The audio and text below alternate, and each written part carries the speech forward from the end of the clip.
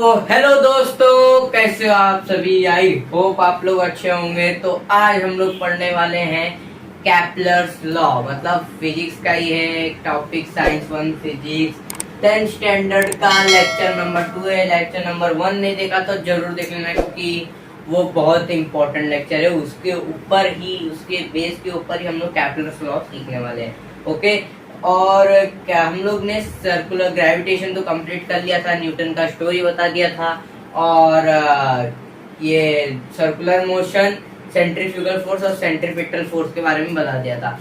Centrifugal force क्या होता है वो आपको मेरे लेक्चर में देखने मिलेगा। लेक्चर नंबर 1 में बहुत अच्छे से एक्सप्लेन किया है, पूरा प्रैक्टिकल करके भी बताया, तो आप जाके जरूर देख लेना। ठीक है, अभी हम लोग देखने वाले हैं कैपलर्स लॉ। ओके, अभी ये जो लॉ है वो डिपेंड किसके ऊपर करता है? प्लैनेट और सन।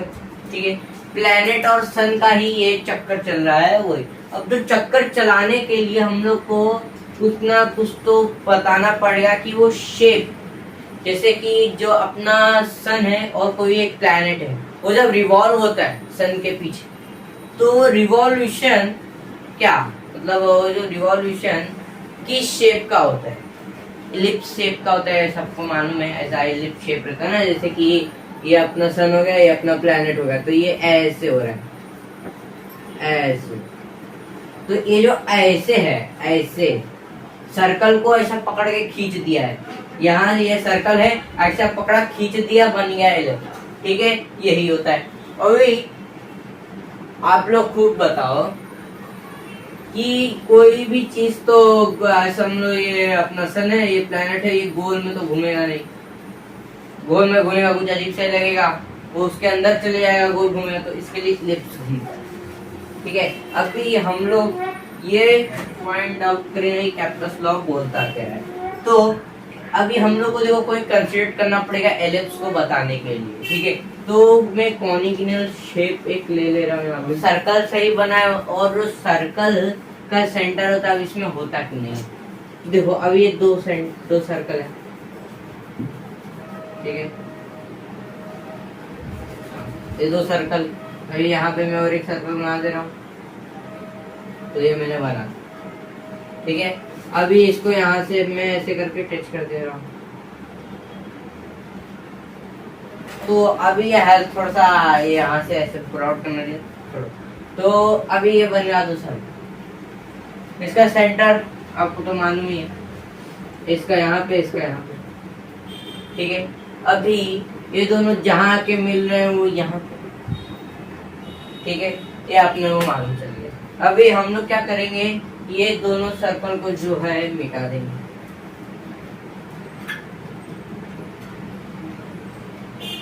बीच में से हम लोग मिटा, तो ये बन गया हम लोग का इलिप्स। इसके लिए इलिप्स का कोई सेंटर नहीं। अभी आप देख सकते हो इलिप्स का फोकस है एक यहाँ पे F, यहाँ पे F, focus F1 F2, focus 1 focus 2 रहता है। अभी ये जो फोकल बोल सकते हो, तो अभी ये दो जो है, अभी ये कैसे फॉर्म हो रहा है, यहाँ पे कट रहा है ना, अभी कटने का भी हम लोग को बताना। अब ये जो कट रहा है वो यहाँ से ऐसे कट रहा होगा,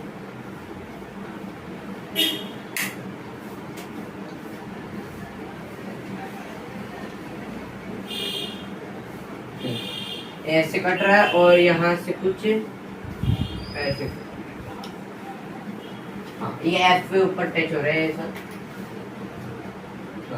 तो अब यहाँ पे देख सकते हैं इन लोग का एक बीच में से एक लाइन ड्रॉ कर सकते हैं। तो ये हम लोग ने बनाते हैं। इसके मतलब इससे हम लोग को सिंपल भाषा में देखने क्या मिलता। तो अगर ए एफ वन, ये ए है, ये बी है, ये सी है, और F1 F2 है, ए बी। तो ए बी सी है। अब यहाँ पे देख सकते हो, यहाँ पे आपको दिया जो ए है F1 plus AF3 AF2 is equal to BF1 plus BF2 is equal to CF1 plus CF2। अब ये जो AF2 है, मतलब AF2 ये दोनों को प्लस करेगा तो मिल जाएगा अपना बीटा। अभी BF1 BF2 हम लोग को अगर फाइंड करना तो ये मिल जाएगा। तो ये एक तरह से सिंपल सा फॉर्मूला, पर ये पूछते नहीं है, वो आपके बुक में दिया तो भी मैं आपको बता रहा हूँ। तो अभी यही चीज इलिप्स, मतलब ये एक तरह से इंट्रोडक्शन था इलिप्स का, शेप का, कि हम अभी जो भी शेप हम लोग पढ़ेंगे वो इलिप्स थी। तो हम लोग का कैपलर्स फर्स्ट लॉ बोलता है, पहले हम लोग को कैपलर्स फर्स्ट। अभी कैपलर्स फर्स्ट लॉ क्या बोलता है? The orbit planet, Mars, moon planet, Mars, earth या जुपिटर, कुछ भी, ठीक है। तो अभी हम लोग यहाँ पे सन बना रहे हैं, एस लिख दे रहा हूँ यहाँ पे मैं, एस सन का, और थोड़ा बड़ा बनाता हूँ। अभी यहाँ पे समझ लो ये इलिप्स में हो रहा है, चल रहा है इलिप्स, ये ऑर्बिट रहता है अपना इलिप्स शेप, ठीक है। अभी यहाँ पे जो दिया अभी टेक्स्ट बुक में, यहाँ पे एक प्लैनेट दिया छोटा सा ए दिया है, ठीक है। प्लैनेट, ये सन है, ये प्लैनेट है, कोई भी प्लैनेट। अभी जो इलिप्स में चल रहा है, देखो आप, इलिप्स में ये रिवॉल्व कर रहा है, सर्कल में नहीं कर रहा है। अब कैपलर्स का फर्स्ट लॉ ये बोलता है the orbit of an planet is an ellipse. जो भी ऑर्बिट रहेगा प्लैनेट का वो इलिप्स रहेगा, ठीक है। आपको मालूम है, जो भी अगर कोई बोला आके ये जो ऑर्बिट है वो सर्कल है, ऐसा कुछ नहीं। अभी मैं आपको समझाया था, ये कुछ फर्स्ट वाले के रिलेटेड ही है कि दो ही फोकाई होते हैं, वो यहाँ पे रहेगा या चाहे यहाँ पे रहेगा। तो इसका फोकाई यहाँ, ये फोकस हो गया, जो मैं समझा रहा था भाई, ठीक है। वही ये बोलता है the sun at one of the foci, यहाँ पे नहीं तो यहाँ पे, ये आपको मालूम है ना, यहाँ पे ऐसे था F1 F2, और यहाँ पे नहीं तो यहाँ पे रहेगा at one of the foci, यहाँ पे with the sun at one of the foci, ये यहाँ पे रहेगा तो यहाँ पे रहेगा, ये यहाँ पे रहेगा तो ये यहाँ पे, वही सिस्टम है। तो ये वाला अपना फर्स्ट लॉ भी क्लियर हो गया। अभी सेकंड लॉ क्या बोलता है, चलो देखते हैं सेकंड लॉ। अपना सेकंड लॉ क्या बोलता है? सेकंड लॉ क्या बोलता है? अभी the line joining the planet, अभी the line joining the planet, okay. तो हम लोग को कोई ना कोई तो लाइन बनाना पड़ेगा। ये बना दिया, चलो एक लाइन बना दिया, यहाँ पे एक लाइन बना दिया, यहाँ पे एक लाइन बना दिया, कौन सा भी, चलो तीन ले दे, तीन दिए तो तीन लाइन बना दी। अभी वो sweep equal area in equal interval of time. अब इसका मतलब क्या होता है? अभी देखो जो इलिप्स है अपना, और ये ऑर्बिट है, ठीक है, ऑर्बिट भी बोलते हैं इसको, ऑर्बिट। अगर सन का टॉपिक में इलिप्स है तो ऑर्बिट है। अगर जो सन है, इधर नाम दे रहा हूँ, हम लोग इसका नाम दे रहे हैं, ये फर्स्ट है, ये सेकंड है, ये थर्ड है, हाँ, इसका नाम दे रहे हैं हम लोग ए बी, ए मालूम है, A B C D E F. हाँ, अभी हम लोग को पता है क्या, जो 1 2 3, अब ये लाइन जॉइनिंग द प्लैनेट, ये जो लाइन जॉइन कर रहा है सन से लेकर प्लैनेट, तो ये समझ लो प्लैनेट ऐसे से घूम के यहाँ पे, समझो यहाँ पे प्लैनेट, यहाँ पे प्लैनेट, यहाँ पे प्लैनेट, ऐसा घूम घूम के आ रहा है। तो वो जो आ रहा है वो switch equal area and equal interval time, ये इक्वल एरिया में कवर कर रहा है। आप देख सकते हो यहाँ पे एकदम पतला हो गया, यहाँ पे थोड़ा चौड़ा था, यहाँ पे उससे चौड़ा था।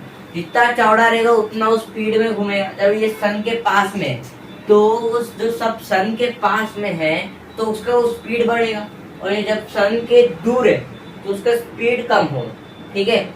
अभी जब स्पीड बढ़ेगा, ये जो स्पीड बढ़ेगा, ये जब प्लैनेट है जो घूम रहा है, ठीक है, जो प्लैनेट घूम रहा है, ये प्लैनेट जो है ए पॉइंट से बी पॉइंट तक पहुंचा, प्लैनेट ए पॉइंट से बी पॉइंट तक जब पहुंचा तो उसका जो टाइम लगा, जिस समझ लो यहाँ पे 2 महीना लगा, ठीक है, 2 मंथ लगा, 2 मंथ, मतलब यहाँ पे यहाँ तक ए से लेकर बी तक 2 मंथ लगा, तो यहाँ पे 2 मंथ्स लगेगा, यहाँ पे भी 2 मंथ्स लगेगा, ठीक है, दोनों दोनों जगह से।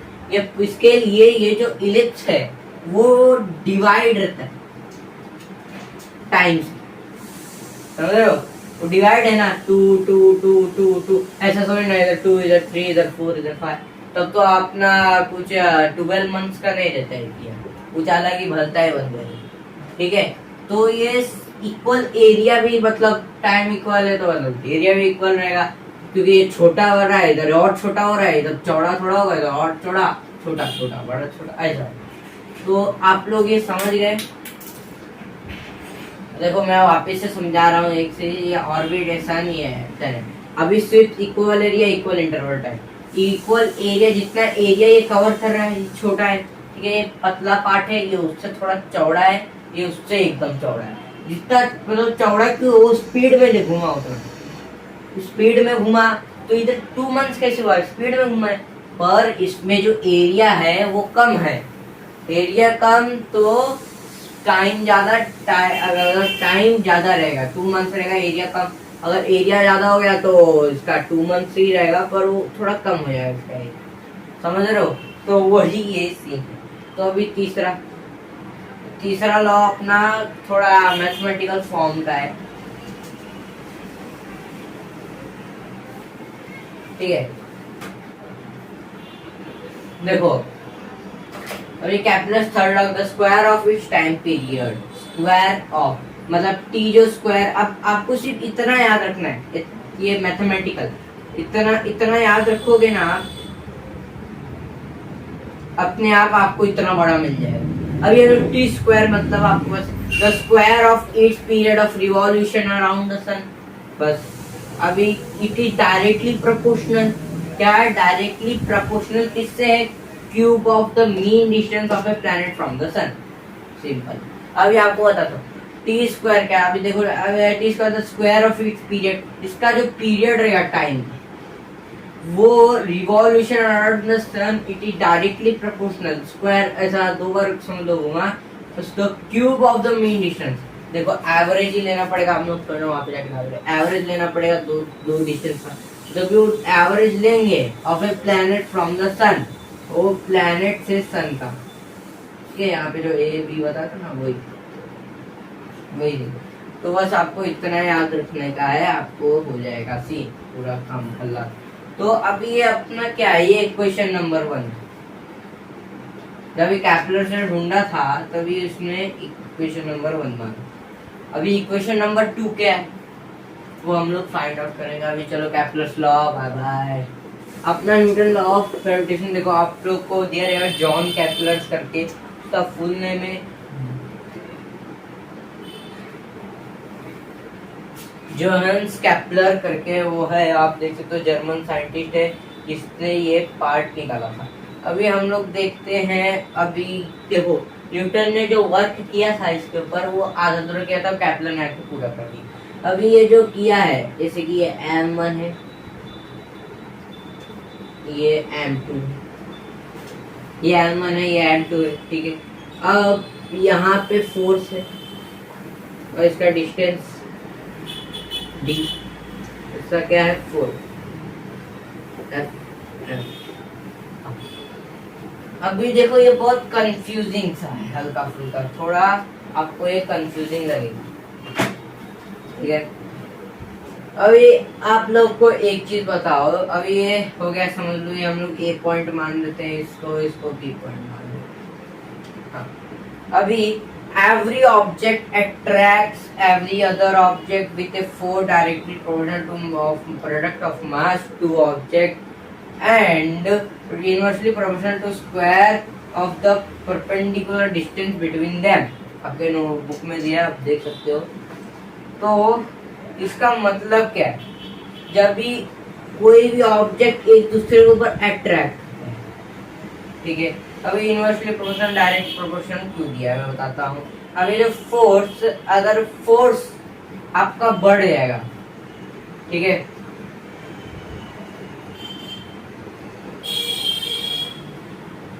ठीक है, जो आपका अगर फोर्स बढ़ जाएगा तो मास क्या होगा, घट जाएगा। अब डायरेक्टली इनवर्सली में ऐसा होता है, डायरेक्टली साथ में लेके चलते हैं, इनवर्सली खो देते। तो डायरेक्टली प्रोपोर्शनल है, अगर फोर्स बढ़ेगा तो मास भी बढ़ेगा। ठीक है, दोनों एक साथ में जा रहे हैं, फोर्स बढ़ेगा मास भी बढ़ेगा, हम चले साथ साथ, वो वाला सीन डायरेक्टली प्रोपोर्शनल। फोर्स बढ़ेगा मास, फोर्स बढ़ेगा मास, वही सीन।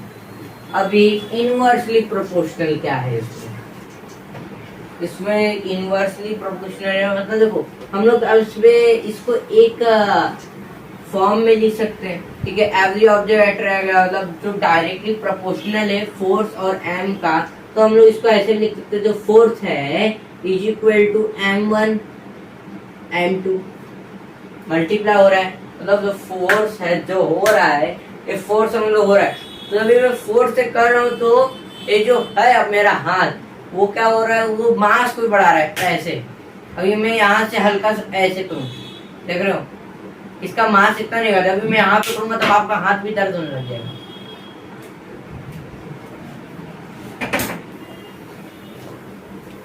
तो अब मैं ऐसा बोल सकता हूँ कि ये जो है डायरेक्टली प्रोपोर्शनल है ना, F is directly proportional M1 M2। ठीक है, ये हो गया अपना सेम चीज बन गया। अभी इनवर्सली प्रोपोर्शनल क्या था, वो एक को घटा रहा है एक को बढ़ा रहा है। Inversely proportional to M1 M2 upon D D square A D square. अभी ये क्या है, ये घट रहा है, बहुत स्पीड से घट रहा है, जैसे जो फोर्स डायरेक्टली प्रोपोर्शनल था M1 M2 से। ठीक है, ये ऐसा आ रहा है तेजी से, समझो सब भाव ऐसा तेजी से आ रहा है, ऐसा आ रहा है ऐसे ऐसे करके। ठीक है, कोई भी एक ऑब्जेक्ट एक दूसरे को अट्रैक्ट कर रहा है ऐसे, वो जो अट्रैक्ट हो रहा है उसका डिस्टेंस भी कम हो रहा है, वो भी स्क्वायर से हो रहा है। इसमें केपलर ने बताया स्क्वायर से हो रहा है, देखो D square inversely proportional to D square perpendicular distance between them, जो परपेंडिकुलर डिस्टेंस बिटवीन था वो। अभी इसमें आर भी देते हैं। ठीक है, अब एग्जाम में कुछ भी पूछ सकता है, देखो ये एग्जाम में आता भी है प्रूफ करने, यस एग्जाम में प्रूफ करने आएगा आप लोग को। ठीक है, तो भाई ये तो पढ़ के जाना पड़ेगा, नहीं पढ़े तो गए। ठीक है, तो वही ये समझो प्रूफ कैसे करना है। तो ये हम लोग को दो चीज मिल गया। ठीक है, आपको एक और चीज प्रूफ करना आएगा, वो मैं बताऊंगा, इसका ही पार्ट रहेगा। ठीक है, अभी मैं ऐसा लिख सकता हूँ, ये देखो ये दो जो है F इज इक्वल टू, अभी यहाँ पे देखो, अभी हम लोग इसमें से एक चीज निकालेंगे।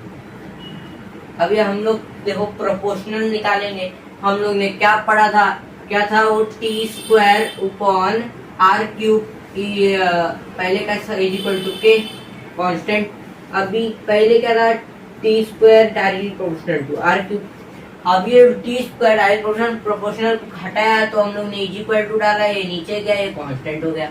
तो कांस्टेंट लेने के लिए हम लोग के ढूंढेंगे, तो हम लोग चलो के डालते हैं। ओके, अभी ये हम लोग ने ये चीज हटा दिया, प्रोपोर्शनल हटा दिया, तो हम लोग के डाल देंगे, इज इक्वल टू आ जाएगा के हो जाएगा M1 M2 upon D square हो जाएगा।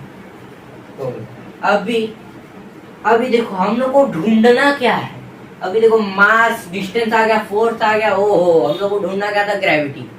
तो चलो के, अभी कांस्टेंट ऐसा हम लोग उसके ऊपर एक कोई भी चीज डाल सकते, कोई वर्ड डाल सकते हैं, तो हम लोग ने डाल दिया F is equal to G M1 M2 upon D। अब ये जो G है वो क्या है, ग्रेविटी क्या है, देखो मैं आपको लिख के ही बता दे रहा हूँ एक जगह, G is equal to universal gravitation constant.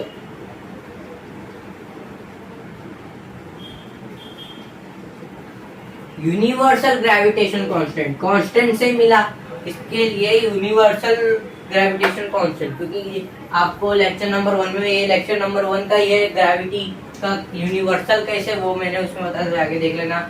और हाँ जी ग्रेविटेशन यूनिवर्सल कांस्टेंट है, चलो मालूम चल गया। ठीक है, अभी हम लोग ये मान चल गया, ये हो गया।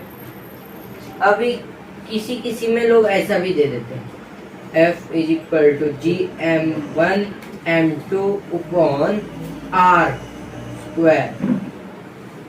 और लिख देता हूँ। कोई कोई लोग ऐसा भी दे देते हैं, क्योंकि R² भी आता है इसको। R क्या था, डिस्टेंस था, R का था डिस्टेंस था, पर वो कैपलर्स लॉ में मीन डिस्टेंस था, इसमें मीन डिस्टेंस नहीं होता है, इतना याद रखना है। कोई कोई पूछ लेता है, ये हार्ड हो जाता है, बोलता है भाई मीन डिस्टेंस निकालना है क्या पहले R, वो नहीं निकालना देता है। तो आप लोग इसको कॉपी कर लो, बाद में हम लोग पढ़ेंगे सेंटर ऑफ मास और प्रूफ और इनवर्स स्क्वायर स्टेप। ये लास्ट है ये दो टॉपिक, तो जल्दी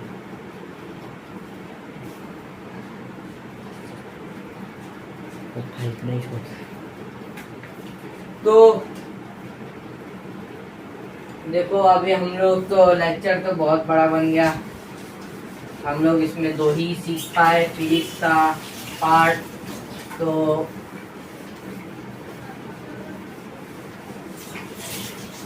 लेक्चर तो बहुत बड़ा बन गया, हम लोग इसमें 2 ही सीख पाए। हम लोग का पार्ट एक केपलर्स लॉ और Newton universal law of gravitation, ये 2 चीज हम लोग सीख पाए। अब सेंटर ऑफ मास अगले में सीखेंगे, थोड़ा प्रैक्टिकल होगा। बाद में न्यूटन लॉ ऑफ जो इनवर्स स्क्वायर लॉ था उसको प्रूव करेंगे। बाद में मैग्नीट्यूड ऑफ सेंट्रीपिटल फोर्स को हम लोग बताएंगे लेक्चर नंबर 3 में।